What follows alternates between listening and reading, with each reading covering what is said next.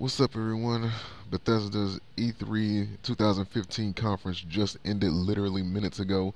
I'm Azariel, and I'm here to give you the recap for Bethesda Game Studios E3 2015 conference. Now, before I get started, I want to give you guys a couple of notes. First off, I didn't intend to do the video like this due to bad lighting at the moment because it is nighttime where I am. I'm on the West Coast, and the fact that it's a lot of noise going on. You can't hear it right now because of the NBA Finals and things like that. People are kind of excited downstairs, so if you hear any loud yelps or blurps or whatever, that's what's going on.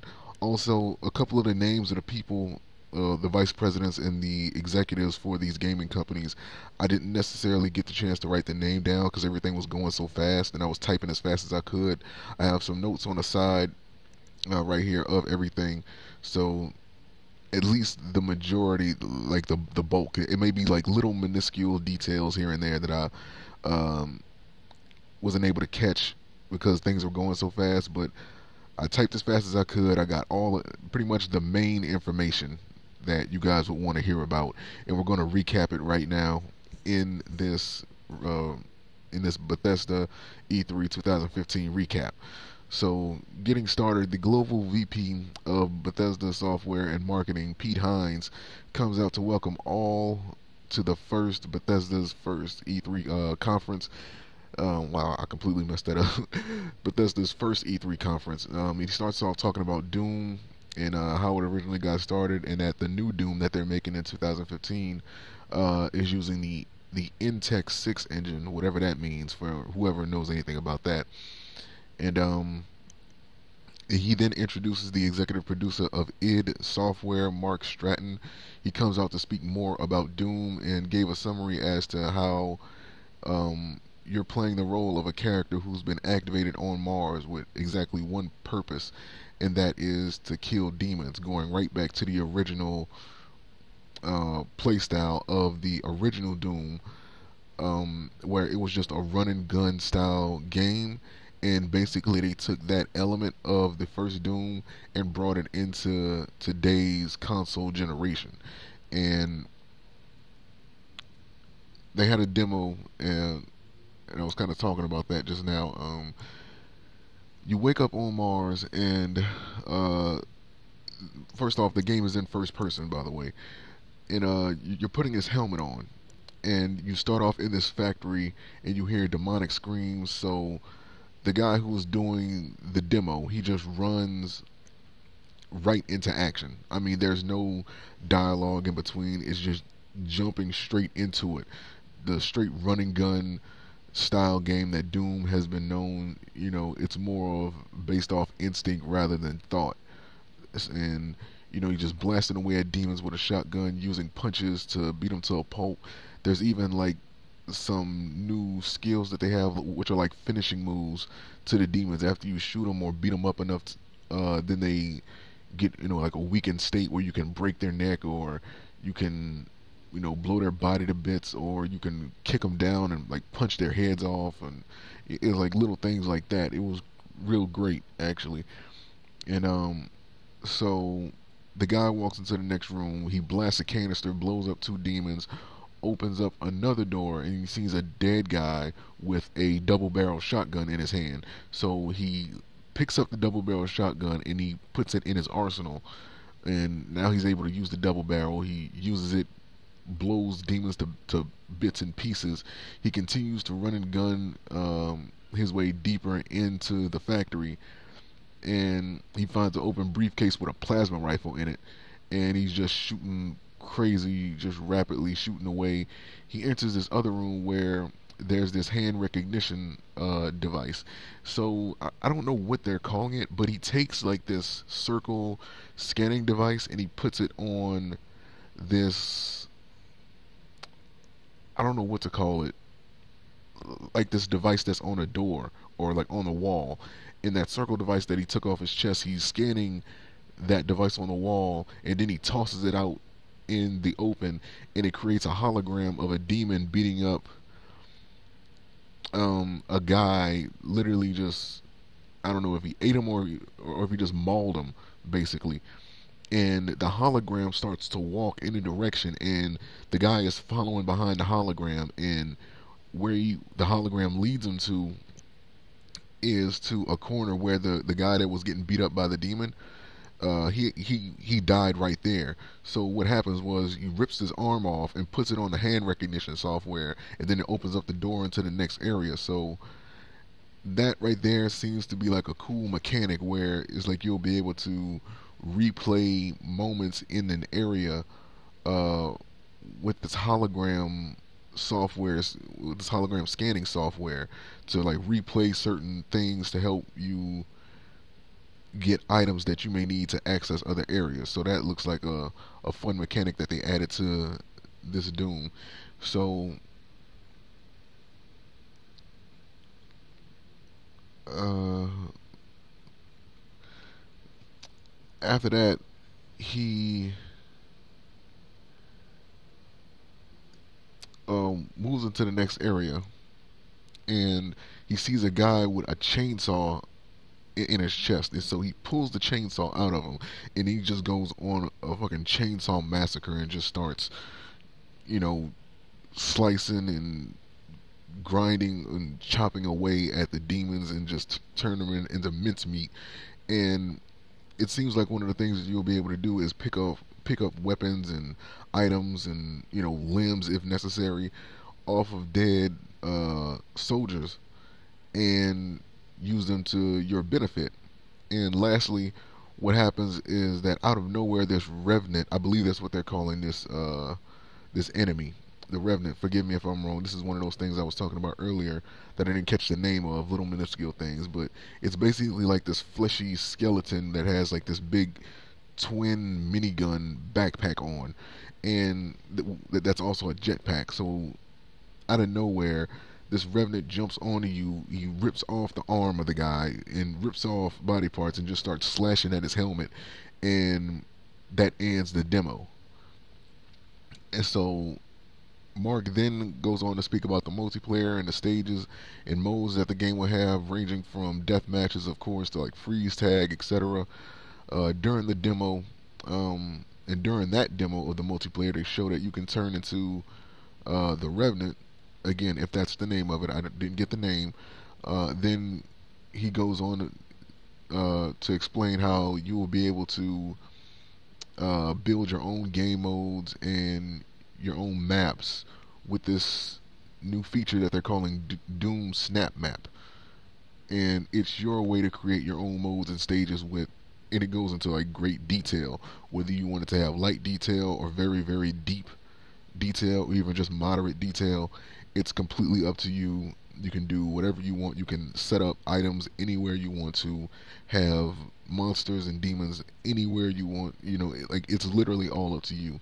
So they're putting the ability to create Doom maps in your possession.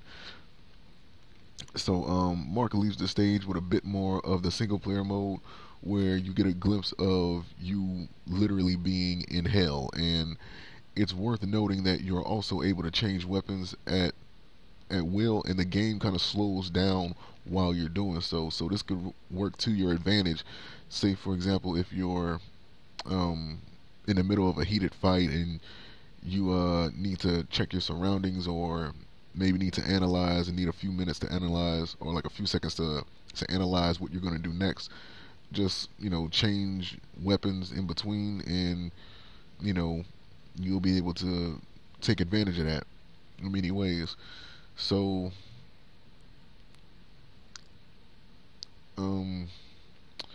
you know, as he's running through hell, he's beating all the enemies up, you know, breaking their necks, killing them. And then there's this big mini boss monster, I guess you'll call him. But the only way I can explain him is that he looks like Urgot from League of Legends. Anybody who's played League of Legends, you've seen Urgot. Imagine Urgot with two blaster arms and like two legs, and that's the best way I can explain that, the way that monster looked. He looked pretty cool, man. He looked ugly as shit, and he looked like he had a butt belly.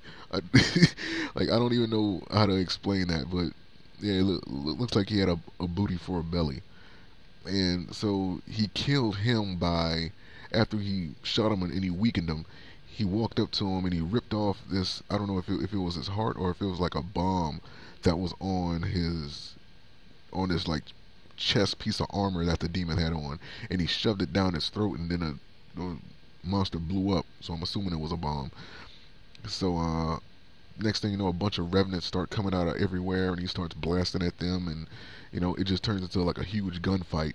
Then he runs down this alleyway, and this big, oversized, giant demon just drops down out of the middle of nowhere, and that ends the demo for that demonstration. And Mark then goes to announce that the game will be out spring of 2016 on Xbox One, PS4, and I think he said PC as well. Now I don't understand why it wouldn't be. Uh, Next up, Pete Hines comes out to talk about Bethesda, and um, they're launching their own online service that Bethesda's games are going to be connected to from here on out, including the Doom Snap Map feature in Doom. He then cues for Battlecry Studios and Battlecry, which is it's like a MOBA fighting faction style game, basically like a team combat style game that looks pretty fucking awesome. Like it looks pretty cool, and they announced that they will be doing a global beta test that you can sign up for at battlecry.com. I believe I got that website right, so you guys can just Google that, and I'm pretty sure it'll come up. Um, some of the things that they showed in that game is that they have like several different classes, and there's like a brawler who was using like this big meat cleaver like sword. There's an enforcer who was using like this umbrella as like a shield, and it was also a spear. An infiltrator who's basically like the ninja, the gadgeteer, and it was another one that I forgot the name of. It went by fast. I couldn't catch it, but again, they're signing up everyone they're setting up for the global beta. You guys can sign up for it at battlecry.com. Check it out and see what you guys are like. So next up, Raphael and Harvey came out. The co-directors, if I'm not mistaken, of I can't remember the name of the game studio, but it was the game studio that created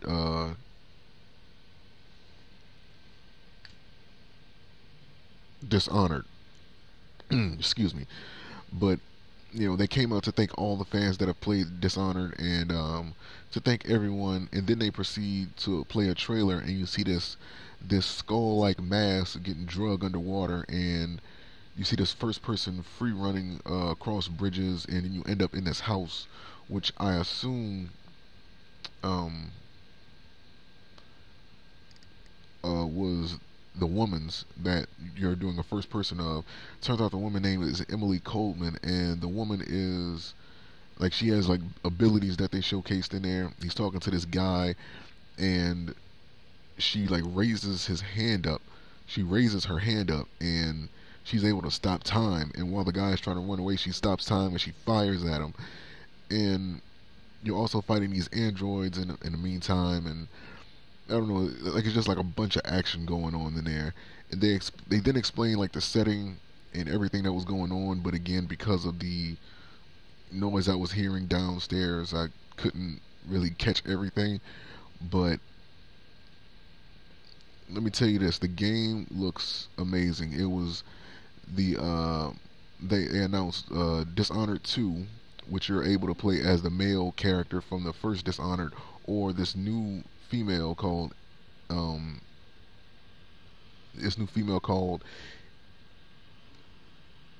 Emily Coleman, and they both have abilities that you can use to your advantage.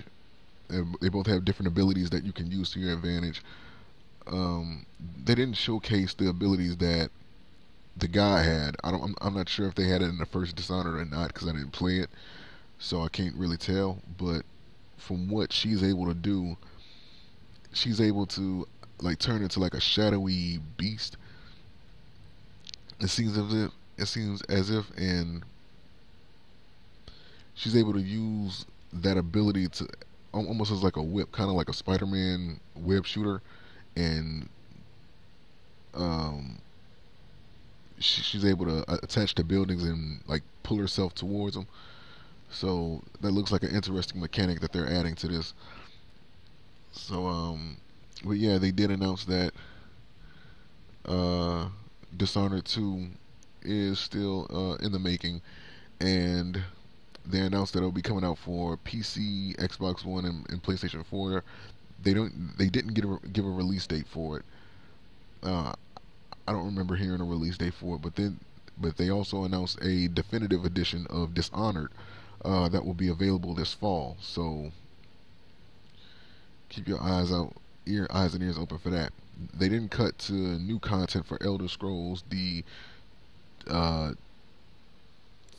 Tameriel, uh, forgive me if I don't get the name right. Tameriel Unlimited Edition, not edition, but Tameriel Unlimited. They announced the new content for that Elder Scrolls game, and they showcased some new areas that they'll be patching into the game. The fallen capital city. There's Osis and Orsinium. I think that's the name of the other place that they showed. Now these are just new areas and things that they were adding to Elder Scrolls, a game that was released like 5 days ago, and you know they look pretty good. If you're a fan of Elder Scrolls, I'm pretty sure you guys will be ecstatic about it if you've seen it. But it's pretty it's pretty good. That's all I can say. That like it looks great, it looks interesting, and I'm curious to see how that plays out for the people that play Elder Scrolls. Next up, Pete comes back to talk about how much he has a love for strategy card games and Elder Scrolls because he's been working on it for like a third of his life, and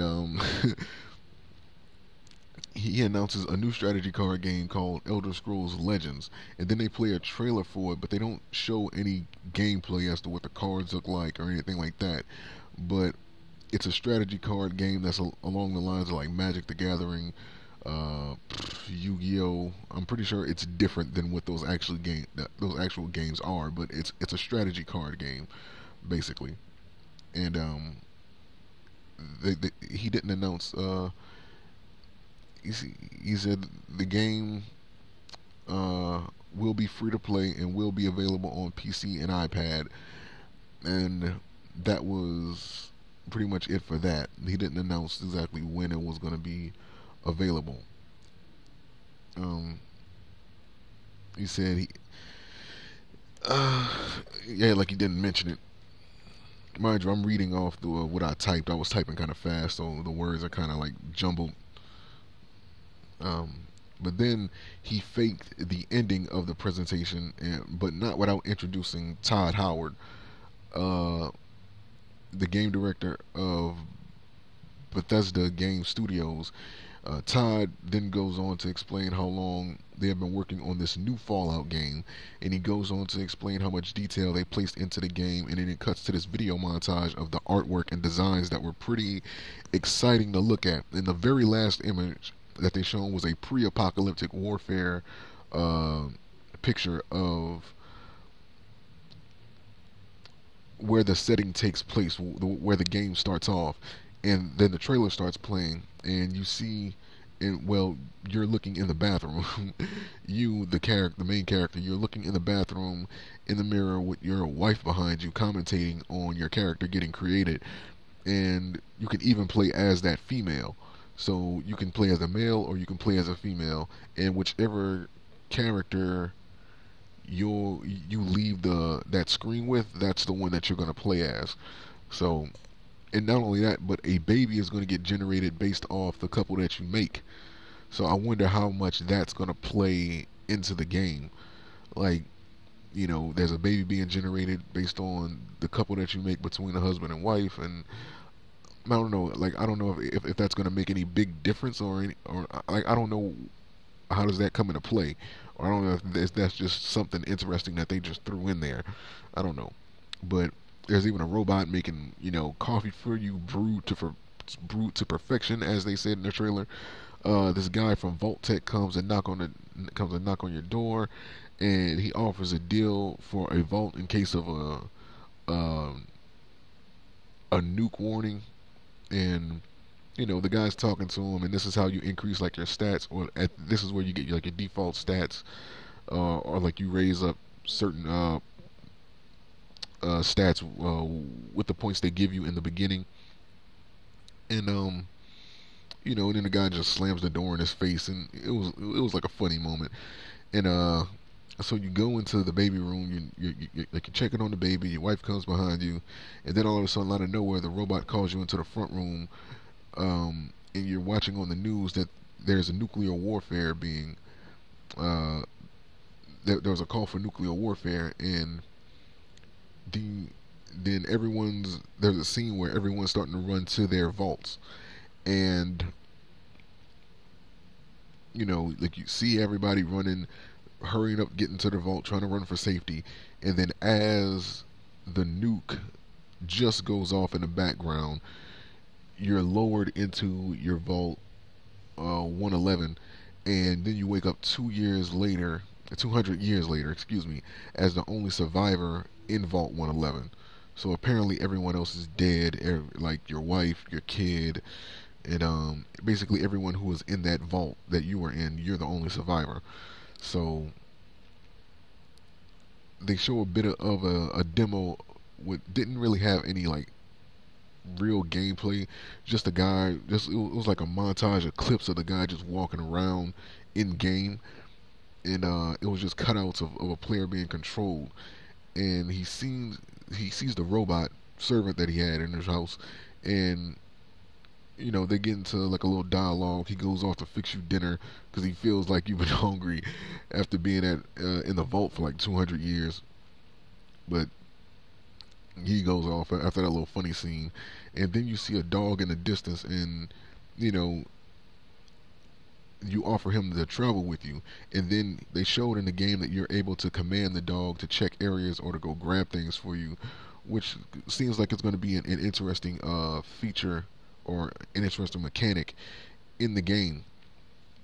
And then you see these moles. I don't know what they call them, but it was like mole lizards. They come up from out of the ground, and you're still able to do like the little zoom in kill feature that were in past Fallout games and things like that. And Todd announces that the setting is in downtown Boston. He did confirm that because there was a rumor going around that it was set in Boston. Um, Not only that, but the game can also be played. It can also be played in your choice of first person, which is like the classic Fallout style, or it can be played in third person now. So that could be an interesting take on the series. And that ends the Fallout demonstration for that demonstration. Todd then shows this photo of the first Pit Boy being made from the future.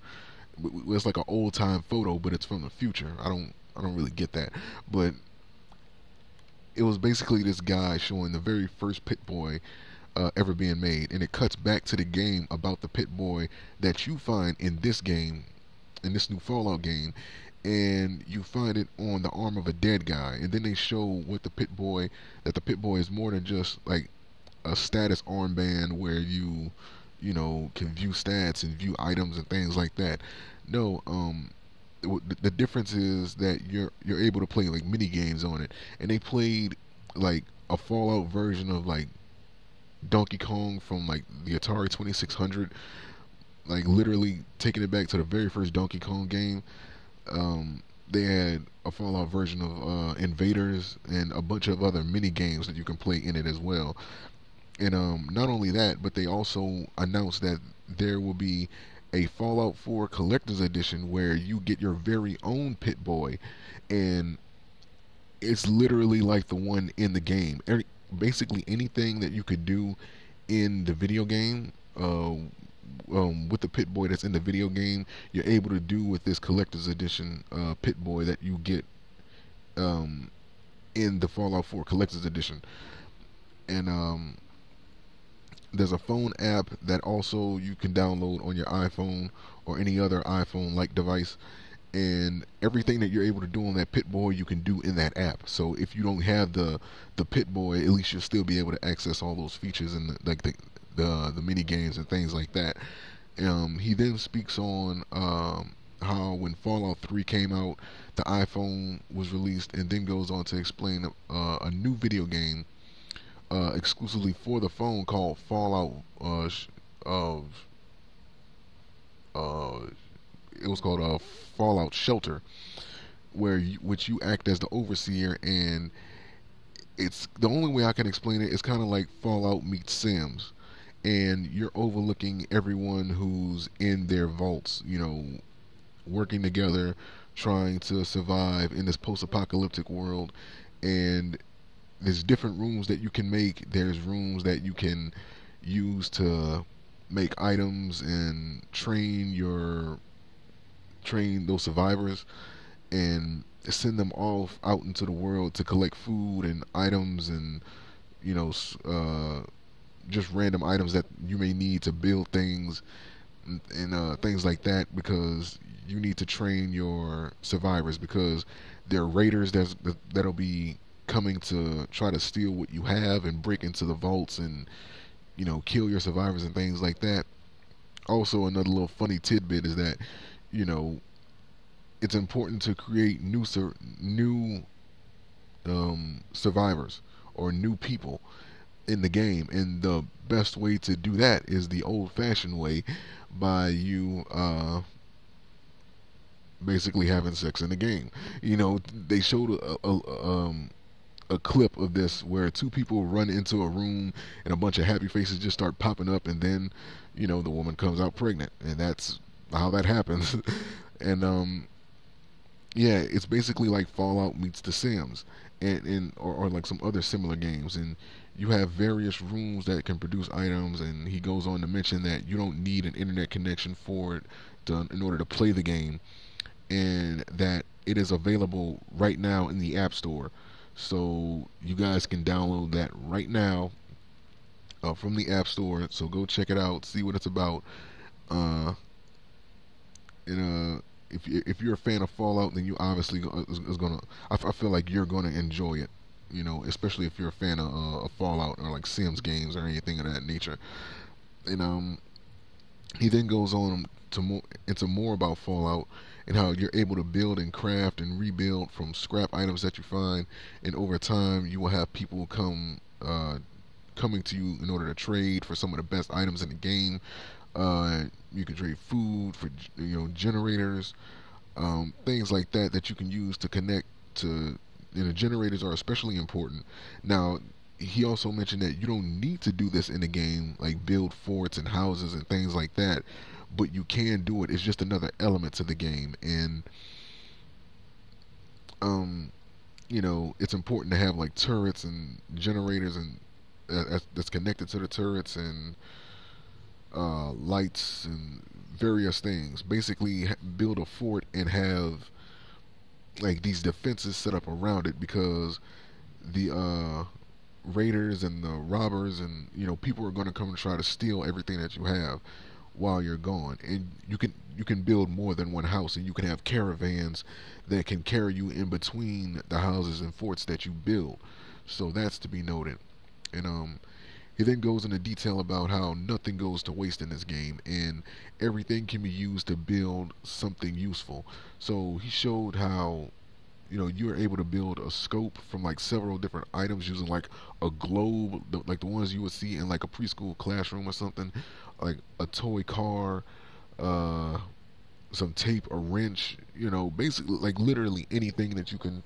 They have multiple uses for items that maybe in past games that allowed that feature, you weren't able to do anything with those items. In this game, you can actually do something with them. So nothing goes to waste, and everything can be used to build something useful. And they go into the speed enhanced video showing various things being built, including a bat with like saw blades on the side of it, amongst other things. and you can mod your own power armor, etc. So there's a lot of customization in Fallout 4. And again, they mentioned that after Fallout 3, they started working on Fallout 4. Immediately after Fallout 3, they started working on Fallout 4. And, because of Skyrim and other games that they were working on, they pretty much took their time with Fallout 4. And he also mentioned that they weren't going to let you wait any longer. They weren't going to let you wait until 2016. Fallout 4 is being released November 10th, 2015. That's right, this year, November 2015. Fallout 4 is being released. So that is to be noted. And that is coming out for PS4, PS3, I think. Uh, Xbox 360, Xbox. Well, that's what Wikipedia is saying. I didn't catch what systems, but it is coming out for PC, PS4, and Xbox One for certain. Um, Last but not least, Pete Hines comes back out to thank everyone, and for one more laugh, he showcases three figures, which was Emily Coleman from this new Dishonored 2, Fallout 4, the power armor from Fallout 4, and one of the demons from Doom, which is like three figurines for the people that showed up, and some other people won them for the post game, the post conference show. So that ends Bethesda's E3 conference recap. Now, um, let me say this: if you guys watched the stream, you obviously know what's coming, and you seen that there are like some great things coming. And I have to say, it was a good start to E3 week. And I don't know if there's any. I doubt there's anybody giving out any awards or anything like that for like the best E3. But I would say if there was, the Bethesda definitely threw their hat in the ring. A lot of great content. They were straight to the point. They didn't waste any time about little minuscule details and things like that. Not like last year, or was it the year before last, when Microsoft were talking about smart glass technology and all this other little nonsense that didn't work well to their advantage. But it was a great conference, and I can't wait to see what the next gaming companies have in store for E3. So thank you guys for watching this recap. Peace, and I will see you guys for the Microsoft, EA Sports, Ubisoft, and Sony E3 conferences. So,